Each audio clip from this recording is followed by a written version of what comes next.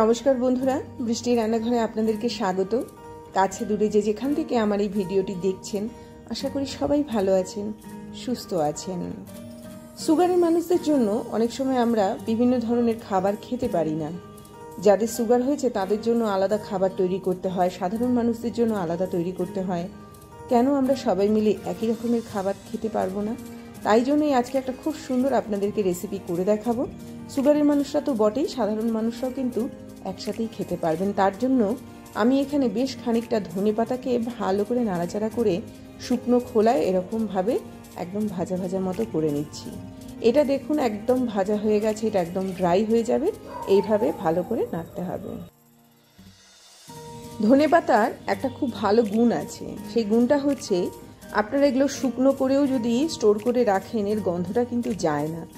যারা মূলত শীতকালেই শুধুমাত্র ধনেপাতা ব্যবহার করেন এবং গরমকালে ধনেপাতা ব্যবহার করতে পারেন না, তারা এটা গরমকালের জন্য স্টোর করে রাখতে পারেন, একসঙ্গে বেশ খানিকটা এনে ভাজা করে রাখতে পারেন। কিছুটা ধনেপাতা আমি তুলে নিলাম, কিছুটা ধনেপাতা রেখে দিয়ে তার মধ্যে বাদাম, একটু কাঁচা লঙ্কা দিয়ে আবারও ভালো করে নাড়াচাড়া করে নিচ্ছি। এটাকে একটুখানি ভাজা করে নেব। দেখুন এটা প্রায় আমার ভাজা ভাজা মতো হয়ে গেছে, খুব বেশি কড়া ভাজা করার দরকার নেই, একটু নাড়াচাড়া করলেই যথেষ্ট। এর সাথে আমি একটুখানি তিলকেও এরকমভাবে নাড়াচাড়া করে ভাজা ভাজা করে নিচ্ছি, তাহলে গন্ধ স্বাদ সবটাই কিন্তু একটু অন্যরকম। আপনারা খেতে পারেন, যারা ধরুন একটু সুগারের মানুষদের কথা ভেবে রান্না করতে চাইছেন অথচ নিজেরা খেতে পারছেন না, তারা এটা করতে পারেন। এবারে এর মধ্যে আমি একটুখানি নারকেলের গুঁড়ো ব্যবহার করছি। যারা সুগারের মানুষ তারা যদি নারকেলের গুঁড়ো না খেতে চান অ্যাভয়েড করতে পারেন, অথবা চারমগজ এখানে ব্যবহার করতে পারেন। তো এইরকমভাবে এর গুঁড়োটা তৈরি করে নেব। তার সাথে সাথে কড়ার মধ্যে সামান্য একটুখানি তেল দিয়ে দিলাম, দিয়ে একটুখানি পেঁয়াজ কুচি আমি এর মধ্যে অ্যাড করছি। ভালো করে তেলের মধ্যে পেঁয়াজটাকে এরকমভাবে নাড়াচাড়া করে একদম খুব সুন্দরভাবে ভাজা করে নিতে হবে। এটা দেখুন একদম ভাজা ভাজা মতো আমার হয়ে গেছে। এইরকমভাবে হালকা হালকাভাবে নাড়াচাড়া করে ভাজতে হবে। আসলে আমরা যখন ডালে পেঁয়াজটা ফোড়ন দিই তখন সেটা কড়া ভাজা হলে তার স্বাদটা ভালো লাগে, আর এই ধরনের রেসিপি তৈরি করার সময় পেঁয়াজটা একটু কম ভাজা হলে নরম নরম থাকলে বেশি ভালো লাগে। পেঁয়াজটা দেখুন আমি হালকা ভাজা করেছি, করে নিয়ে এর মধ্যে একটু টমেটো আমি অ্যাড করেছি, একটু ঢেকে রাখলাম টমেটোটা নরম হোক। যতক্ষণে নরম হচ্ছে ততক্ষণে আমি যে ধনেপাতা বলুন, কাঁচা লঙ্কা বলুন, বাদাম বলুন ভেজে রেখে দিয়েছিলাম, সেটা এবার একটা আমি এরকম গুঁড়ো তৈরি করব। গুঁড়োটা ঠিক এরকমভাবে তৈরিটা হবে, একদম খুব মিহি গুঁড়ো করিনি, একটু হাতে বাজবে মুখে বাজবে সেরকম মতো গুঁড়োটা তৈরি হয়েছে।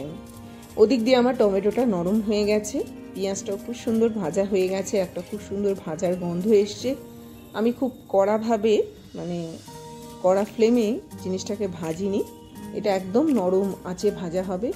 মশলা দিলাম, কি দিলাম, একটুখানি হলুদ আমি এর মধ্যে অ্যাড করেছি, দিয়ে আবারও দু একবার নাড়াচাড়া করে নিচ্ছি। যখন এটা আমার একদম ভাজা হয়ে গেল, এবারে কেটে রাখা লাউ আমি এর মধ্যে অ্যাড করলাম। এবার পরিমাণটা আপনারা যদি একটু বেশি খেতে চান বেশি দিতে পারেন, এখানে আমি 2 কাপ মতো ব্যবহার করেছি, বা তার থেকে সামান্য একটু বেশি হতে পারে। তো দিয়ে ভালো করে এটাকে নাড়াচাড়া করে নিলাম, করে নিয়ে টমেটো এবং পেঁয়াজের সঙ্গে ভালো করে মিশিয়ে নিয়েছি। লাউ সুগারের মানুষদের জন্য সবাই জানি আমরা উপকারী, একঘেয়েমি লাউ না খেয়ে লাউটাকে একটু ঘুরিয়ে রান্না করুন, যেটা মুখের স্বাদটাকে পাল্টে দেবে। এই জন্যই শুরুতেই আমি বলেছিলাম শুধু সুগারের মানুষরা কেন, সাধারণ মানুষরাও সুগারের মানুষদের মতোই রান্না করে খেতে পারবেন, যেটা স্বাদে গন্ধে অতুলনীয়। লাউ প্রতিদিনকার লাইফে খান, অন্তত একদিন ছাড়া ছাড়া লাউ খান। লাউয়ের মধ্যে ক্ষতিকারক তেমন কোনো কিছু নেই যে আপনার শরীরের ক্ষতি করবে। আর এই লাউয়ের যত আপনি রান্না করবেন, লাউয়ের দেখবেন এর রঙটা চেঞ্জ হতে শুরু করেছে। লাউটাকে দেখলেই মনে হবে প্রথম অবস্থায় শক্ত থাকবে, আস্তে আস্তে নরম হতে হতে লাউয়ের গাটা একদম দেখবেন তুপতুপে হয়ে যাবে। সেই পর্যায়ে কিন্তু আমি নেড়ে নেড়ে নেড়ে ঢেকে ঢেকে এই জিনিসটাকে তৈরি করেছি। অনেকে ভাপিয়ে নেয়, তো আমি লাউয়ের জলটাকে ফেলতে চাই না, সেই জন্যই আমি এই জলটাকে এখানে সেদ্ধ করার জন্য ব্যবহার করলাম। একটু লঙ্কার গুঁড়ো এর মধ্যে অ্যাড করেছি। মশলাও যে আমি খুব বেশি পরিমাণে দিচ্ছি তাও নয়, তো আপনারা যারা ডায়েট করছেন তারাও এই জিনিসটাকে খেতে পারবেন। এরকমভাবে আমি একটু একটু করে নাড়াচাড়া করছি, একটু সামান্য মশলা দিচ্ছি, আবার ঢেকে রাখছি, আবার ঢাকনা খুলে খুলে একবার দেখে নিচ্ছি লাউটা সেদ্ধ হয়েছে কিনা। এবার এর মধ্যে আমি একটুখানি আদা বাটা ব্যবহার করলাম। ভালো করে জিনিসটাকে আবারও নাড়াচাড়া করব। নাড়াচাড়া যত ভালো পরিমাণে করব জলটা সেরকমভাবে কিন্তু শুকোতে শুরু করবে। আবার ঢেকে রাখবো যাতে লাউটা আবার একটুখানি নরম হয়। একবারে যদি আমরা মশলা দিয়ে ঢেকে দিই তাহলে এতটা পরিমাণে জল উঠবে যে তাতে করে লাউটা বেশি পরিমাণে একদম নরম হয়ে যাবে। আমি অতটা নরম চাইছি না। তো আমার লাউটা দেখুন কালারও চেঞ্জ করেছে, নরমও হয়ে গেছে, খুব সুন্দর একটা কালার দিয়েছে এবং দেখতেও খুব সুন্দর লাগছে। প্রতিদিনকার লাইফে যারা মনে করেন ভাতটা খেতে ভয় পান, ভাতের পরিমাণটা কমিয়ে দিয়ে বেশি করে তরকারিটা খান।